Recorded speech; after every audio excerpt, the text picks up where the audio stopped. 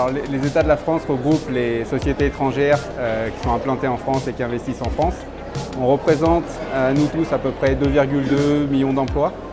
Et donc, je pense qu'on est relativement crédible pour parler aux membres du gouvernement et leur expliquer nos recommandations face aux défis qui sont en face de nous.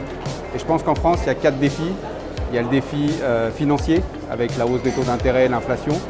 Le défi énergétique, avec la transition énergétique, le coût de l'énergie. Le défi écologique, et notamment la décarbonation de l'Europe.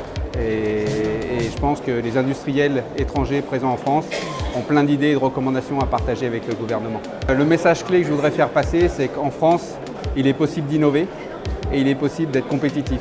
Contrairement à ce qu'on peut croire, la France est considérée comme un pays cher, ce qui est vrai. Par contre, la France bénéficie d'une vraie filière de formation. On a des ingénieurs avec un niveau de formation et de qualité qui est exceptionnel. Et quand vous regardez le ratio qualité-coût, c'est excellent par rapport à d'autres pays ou d'autres régions du monde. Donc je pense que c'est un vrai message. On a des gros atouts et il ne faut pas être timide. On a moyen d'innover et d'être compétitif en France. Alors la France est un territoire attractif de par sa filière de formation, ça c'est certain. De par aussi son implantation et son tissu industriel. Vous avez énormément de PME en France qui sont très spécialisées dans certains domaines et moyennant un certain nombre d'investissements peuvent être très compétitives.